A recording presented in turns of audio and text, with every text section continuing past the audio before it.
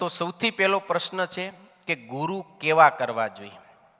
તો આપણા શાસ્ત્રની અંદર તો ઘણું બધું એ વિશે કહેવાયેલું છે, પણ ગુરુ કેવા કરવા એ આપણે ખાસ સમજવાનું છે. ત્યારે કેવા કરશું ગુરુ? રસ્તે આમ ગમે એ ચાલ્યા જતા હોય ને ગમે એ વ્યક્તિ સામે મળે તો એને શું ગુરુ કરી લેશું? એ શું આપણું આત્મકલ્યાણ કરી આપશે? તો કે ના, એનાથી આપણું આત્મકલ્યાણ થઈ જતું નથી. ઉલટાના જો જીવનમાં ખોટા ગુરુ ભટકાઈ જાય તો આપણું તો આત્મકલ્યાણ બગડે છે. એટલા માટે હર હંમેશા આપણે જીવનની અંદર સાચાને યોગ્ય ગુરુ કરવા જોઈએ. પણ આજે બૌદ્ધા સમાજમાં જગતમાં એવું જોવા મળે કે કોઈ મોટો સિદ્ધિ બતાવનારો હોય, ચમત્કાર બતાવનારો તાંત્રિક માંત્રિક કે સફેદ કે ભગવા વસ્ત્રધારી હોય, કોઈ સંન્યાસી હોય, મૌની હોય, અંજળનો ત્યાગ કરીને રહેતા હોય, કે પછી ધનપુત્રને આપી દેનારા હોય, આમ વરદાન આપે ને એ ચમત્કાર બતાવે, સરસ કથા કરે, પ્રવચન કરે, તો આવું જોઈ અને માણસો અંજાઈ જાય અને એને પછી ગુરુ બનાવતા હોય છે. પણ જો એની અંદર ગુરુની યોગ્યતા નથી હોતી તો એનેથી આપણું આત્મકલ્યાણ થતું નથી. એવા ગુરુ આપણને ક્યારે ભગવાન સુધી પહોંચાડી શકતા નથી. એને કારણે તો આપણને જન્મ મરણરૂપ સંસ્કૃતિમાં ફરવું પડે છે. ને આવા ગુરુનો જગતમાં ટોટો નથી, આ ખોટ નથી. શેરીએ શેરીએ સૌ ફરે, કોઈ ફૂંકાવો કાન, તમે સ્વર્ગે જાઓ કે નરકે જાઓ, અમને તો ચાદર પછેડીથી કામ. આવા આવે ખબર ને, ગામડે ગામડે ફરતા હોય, બસ એ અમે આમ કરી દેશું ને અમે આમ કરી દેશું ને આમ માનો તો આમ થશે ને, આપણી પાસેથી ખાલી રૂપિયાની વસ્તુ પદાર્થ લઈને થઈ જાય હાલતા, પછી એનેથી કંઈ આપણને ફાયદો હોય નહીં.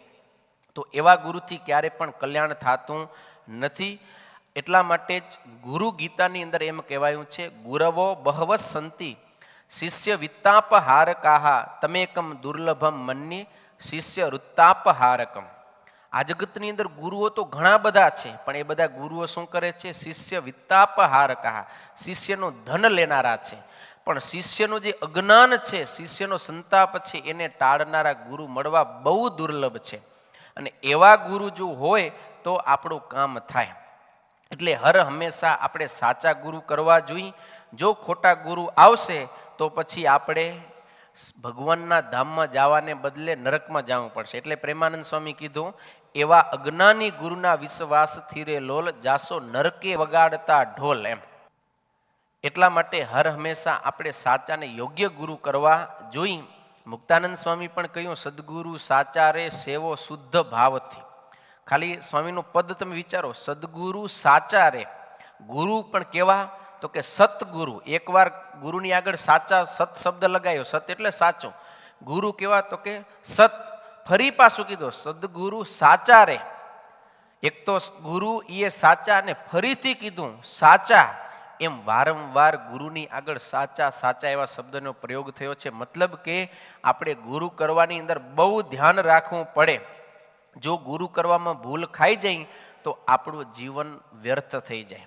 એટલા માટે આપણે ત્યાં દેશી કહેવત છે, ગુરુ કરવા તો જ્ઞાની, સત અસતને જોઈ, બળદ લેવો તો ખેડીને ને ડોબો લેવો તો દોઈ.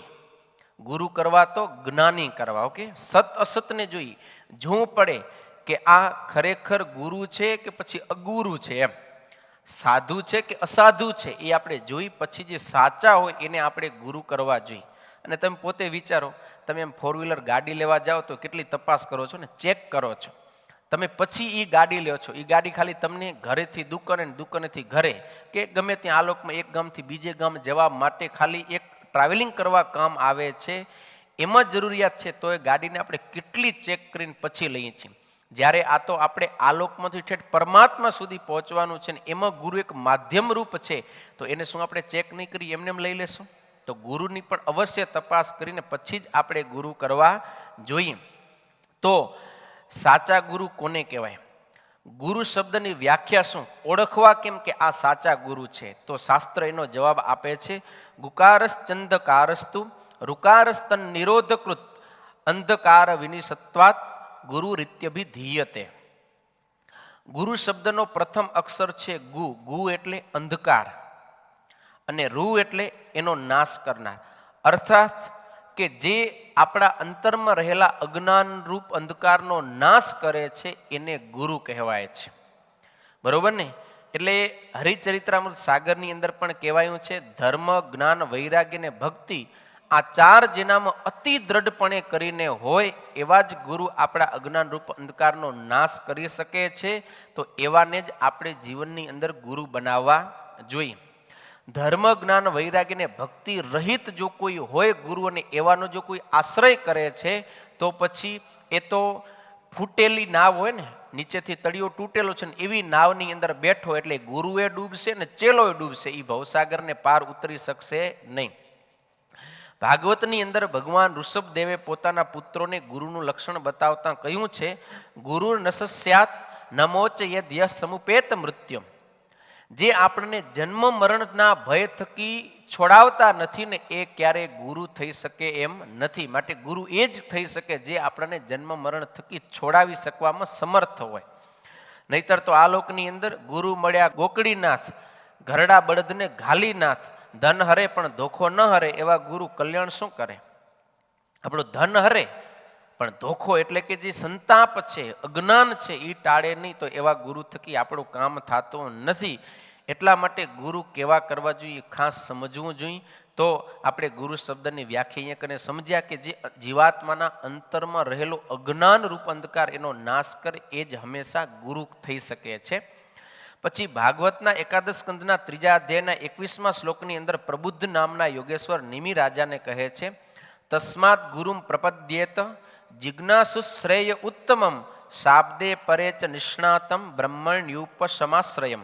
અર્થાત કે આપણે જીવનની અંદર જો સર્વોત્તમ કલ્યાણની ઈચ્છા હોય તો એવા મુમુક્ષુ, એવા જિજ્ઞાસુએ એવા ગુરુનું શરણું લેવું જોઈએ કે જે ગુરુ આત્મા અને પરમાત્માના સ્વરૂપને, જ્ઞાનને સંપૂર્ણ રીતે જાણતા હોય અને પરમાત્મામાં જ જેણે આશ્રય કરેલો છે, જગતની અંદર એને કોઈ જગ્યાએ બંધન નથી, એવા કોઈ સત્પુરુષ છે, એને જ હંમેશા ગુરુ કરવા જોઈએ. તત્ર ભાગવતાન ધર્માન શિક્ષિત ગુરુવાત્મ દૈવત અમાયાનુવૃત્યા યસ્તુષ્ય દાત્માત્મદો હરિ.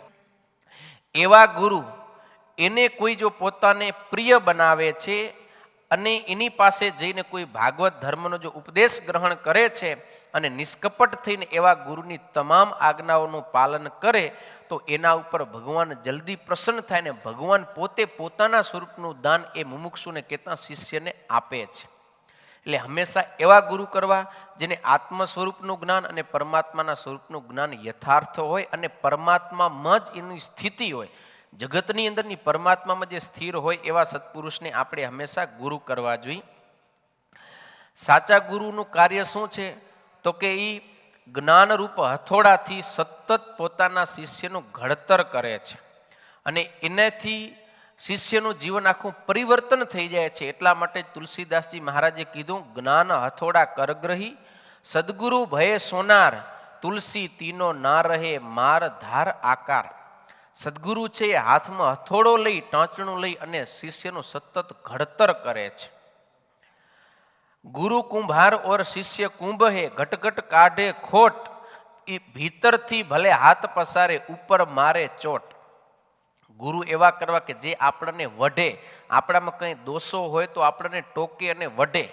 એવી આશા ન હોય કે આ મોટો માણસ છે ને બહુ સેવા કરે છે ને રૂપિયાને ધન અર્પણ કરે છે, તો એને જો કંઈ કહીશ ને વરે મારો ચેલો મટી જશે ને ભાગી જશે તો, એટલે કંઈ કે નહીં, પંપોડીને રાખે, લાડકોને ચાગલો. તો એવા ગુરુ થકી ક્યારે આત્મકલ્યાણ થતું નથી. આપણી અંદર નાની સરખી પણ ભૂલ હોય ને તો ગુરુ સાવધાન રહે, સતત શિષ્યના દોષ ટાળવામાં, શિષ્યની ખામી ટાળવામાં અને સતત એને ટોક્યા કરે, વઢ્યા કરે, ત્યારે જ એ શિષ્યનું આત્મકલ્યાણ થાય. એટલે આપણે હંમેશા એવા ગુરુ કરવા જોઈએ કે જે આપણને હર હંમેશા વઢે, ટોકતા રહે ને આપણી ભૂલો, આપણા ખામી, આપણા દોષોને ટાળતા રહે. ભગવાન સ્વામિનારાયણે પણ વચનામૃત લોયાનો 6 એની અંદર બહુ સરસ વાત બતાવી છે કે લલોચપો રાખે તો મુક્તાનંદ સ્વામી જેવો મોટો હોય તો પણ એની પાસે ન રહેવો. લ્યો, લલોચપો એટલે પંપોડીને કાંઈ કે જ નહીં, ચાગલો રાખે, લાડકો રાખે. તો એવા ગુરુ મુક્તાનંદ સ્વામી જેવા હોય ને તોય એની પાસે ક્યારે રહેવું જોઈએ નહીં, એનો પણ ત્યાગ કરી દેવો જોઈએ. એટલે આવી રીતે આપણે સદગુરુની ઓળખ કરી શકીએ છીએ. બાકી તો ગુરુને ઓળખવા માટેનું કોઈ એવું મીટર નથી કે તમે એની અંદર બંધ બેસતા કરો. શાસ્ત્રમાં જે ગુરુના લક્ષણ આવે એની સાથે જ એ સત્પુરુષને આપણે સરખાવવા પડે. જેની અંદર એ લક્ષણ ઘટે અને આપણું અંતર કબૂલ કરે ત્યાં કને આપણે શિષ્યત્વ સ્વીકારવું જોઈએ. ચોખ્ખી વાત છે ને કે આપણે સંતોનું જીવન જોઈએ આપણને ખબર પડી જાય કે આની સ્થિતિ ભગવાનમાં છે કે હજી જગતમાં છે. પછી એને પરમાત્માના સ્વરૂપનું અને આત્માના સ્વરૂપનું જ્ઞાન છે કે નથી, આ બે લક્ષણ આપણે મુખ્યત્વે જોવાના છે. પછી એ ભગવાનની અંદર સ્થિત હોય તો આપણે ચોક્કસ એને ગુરુ બનાવી શકીએ છીએ. બીજી એક વાત ખાસ જોવાની છે કે એ ગુરુ માત્ર માધ્યમ છે ભગવાન સુધી આપણે પહોંચવા માટે. ગુરુ પોતામાં જો આપણને જોડાવે તો એ પણ ક્યારે ગુરુ થવા માટે યોગ્ય નથી. ગુરુ માત્ર ને માત્ર આત્માને પરમાત્મા સુધી પહોંચાડવા માટે વચ્ચે મહાત્મા એક ગુરુ જોઈએ છીએ, પણ એ મહાત્મા જ પછી શિષ્યને પોતામાં જ ચોંટાડે અને ભગવાનનું અપ્રધાનપણું કરીને પોતે પ્રધાન થઈ જાય તો એ ગુરુનું લક્ષણ નથી. તો આવા કોઈ ગુરુ હોય એને ક્યારે પણ આપણે આપણા જીવનની અંદર ગુરુ તરીકે માનવા જોઈએ નહીં. તો એનેથી આપણને હંમેશા નુકસાન થાય, ક્યારે પણ ફાયદો થતો નથી, મોક્ષ પદવીની પ્રાપ્તિ થતી નથી. એટલા માટે કીધું જ્ઞાનહીન ગુરુ નવ કીજીએ, વંદ્યા ગાય સેવે શું થાય. જે જ્ઞાન નથી આત્માને પરમાત્માનું સ્વરૂપનું એવાને ક્યારે ગુરુ ન કરવો જોઈએ. આપણે દૂધની ઈચ્છા હોય અને આપણે વંધ્યા ગાય હોય એની પાસે જે નીચે બોંગડું રાખી તો દૂધ મળે ન મળે. દૂધણી ગાય હોય એના નીચે આપણે બોંગડું રાખીને દોઈએ તો આપણને કંઈક દૂધ મળે. એમ કહે પ્રીતમ બ્રહ્મવેતા ભેટતા મહારોગ સમૂળો જાય. બ્રહ્મવેતા, બ્રહ્મ એટલે આત્માને પરમાત્માના સ્વરૂપનું જેને જ્ઞાન છે એવા બ્રહ્મવેતા સત્પુરુષ હોય એને જો આપણે જીવનમાં ગુરુ કરીએ તો પછી આપણો જે મહારોગ છે જન્મ મરણ રૂપ સંસ્કૃતિ સમૂળો જાય, મૂળથી એ નાશ પામી જાય છે. માટે ખેવટ જ્ઞાની ગુરુ ગોતી, ધર્મી ધ્યાની ધીરજી, માવ કવિ કહે તુરંત તરસે સત્સંગી સુરવીરજી. જ્ઞાની આપણે ગુરુ કરશું ને તો એ આપણને સંસાર માર્ગનું માર્ગદર્શન આપશે અને આપણને સંસાર ભવાટવીથી ઉગારી અને ભગવત ધામ સુધી પહોંચાડશે અને તો આપણે તરશું. બાકી જો અજ્ઞાની ગુરુમાં ક્યાંય ફસાઈ ગયા તો પ્રેમાનંદ સ્વામી કહેશે જાસો નરકે વગાડતા ઢોલ. એનેથી તો હામુઠું આપણું બગડ્યું. જો જ્યાં સુધી જીવનમાં ગુરુ નથી ત્યાં સુધી હજી આશા છે કે કદાચ ઇન ફ્યુચર આપણને સાચા ગુરુ મળશે તો આપણું કલ્યાણ થશે. પણ ખોટા ગુરુ જો ભટકાઈ ગયા તો સમજી લેવાનું કે કલ્યાણના દરવાજે લોક લાગી ગયો, થશે જ નહીં. તમે આમ જઈ રહ્યા છો, આગળ જતા મુંબઈ જવાના બે રસ્તા આવે છે, એમાંથી ગમે એક રસ્તો જાય છે ને એક નથી જતો. તો એ તમે બે રસ્તા કરીને કદાચ ઊભા છો, તમે બેમાંથી હજી એકે રસ્તો નથી પકડ્યો તો કોઈ પણ ગમે ત્યારે આવીને તમને સાચો રસ્તો બતાવશે તો તમે મુંબઈ પહોંચશો. પણ જો તમે ઓલરેડી ખોટે રસ્તે આગળ વધી જ ગયા તો હવે મુંબઈ આવવાનું જ નથી. એવી રીતે આપણે જીવનમાં ગુરુ નહીં હોય તો હજી ચાન્સ છે કે કોઈક એવા સજ્જન પુરુષ સત્પુરુષ મળશે તો આપણને ભગવત ધામ સુધી પહોંચાડશે. પણ જો ખોટા ગુરુ ભટકાઈ ગયા, સમજી લીધું કે આપણે મોક્ષના માર્ગ થકી પડી ગયા કે એ જ આપણને મોક્ષના માર્ગમાં નડતર રૂપ થશે, મોક્ષ નહીં કરવા દે. એટલે ક્યારે પણ જીવનમાં ખોટા ગુરુ કરવાનું જોઈએ. હર હંમેશા સાચા સત્પુરુષ ભાગવત, રામાયણ, મહાભારત ઇત્યાદિ સદગ્રંથોએ જે ગુરુના લક્ષણ બતાવેલા છે એવા જ ગુરુ આપણે જીવનની અંદર કરવા જોઈએ.